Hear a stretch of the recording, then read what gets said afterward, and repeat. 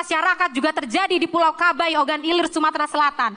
Tanah hasil program nawacita Presiden Joko Widodo yang sudah dijanjikan akan diberikan kepada masyarakat, tiba-tiba ditarik kembali sertifikatnya dan kemudian tanah tersebut berubah menjadi industri dan perkebunan kelapa sawit. Selain itu, juga ada Pulau Lailai yang ruang hidupnya berpotensi hilang karena proyek reklamasi. Dan ada kelompok petani Punden Rejo di Pati yang tanahnya diambil oleh mafia tanah. Dan sekarang mereka kehilangan tanah milik mereka. Termasuk contoh kasus yang terjadi pada warga Dago Elos dan pada kasus dari Lampung.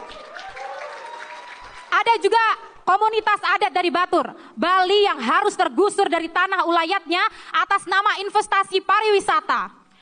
Ini hanyalah sebagian saja dari banyaknya kasus perampasan ruang dan penyingkiran masyarakat yang terjadi di masa kepemimpinan Jokowi. Kasus perampasan ruang secara masif juga terjadi di sekitar wilayah pembangunan Ibu Kota Nusantara.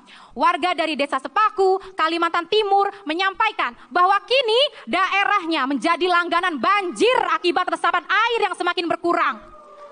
Selain itu, tanah leluhur mereka dirampas untuk pembangunan dan ditambah lagi dengan adanya pembangunan bandara di sekitar lokasi tersebut. Pembangunan IKN tidak hanya merampas ruang hidup, tapi juga menghilangkan sumber kehidupan warga. Tingginya kasus perampasan ruang dalam 10 tahun terakhir ini berkelindahan dengan tingginya kasus kriminalisasi pada pejuang dan pembela HAM.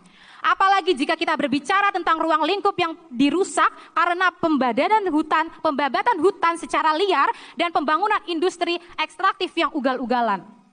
Di wilayah Sulawesi Tenggara, Torobolu, warga yang berprofesi sebagai nelayan mulai sulit mendapatkan ikan karena airnya tercemar. Bahkan air minum untuk dikonsumsi warga pun tercemar. Pasalnya ada tambang nikel di sana. Warga yang menolak kemudian diintimidasi dan dikriminalisasi. Hal serupa juga terjadi di desa Pantani, Halmahera Utara yang terancam tergusur, juga tercemar karena adanya operasi perusahaan tambang nikel dari PT IWIP. Selain nikel, juga ada warga dari kaki Gunung Gede yang terancam lingkungannya karena adanya perencanaan dari PT Geopatra Dayamas untuk mengekstraksi panas bumi Gunung Gede, Pangrango sebagai energi geometra. Pengunjung Mahkamah Rakyat yang saya yakin selalu semangat untuk berjuang,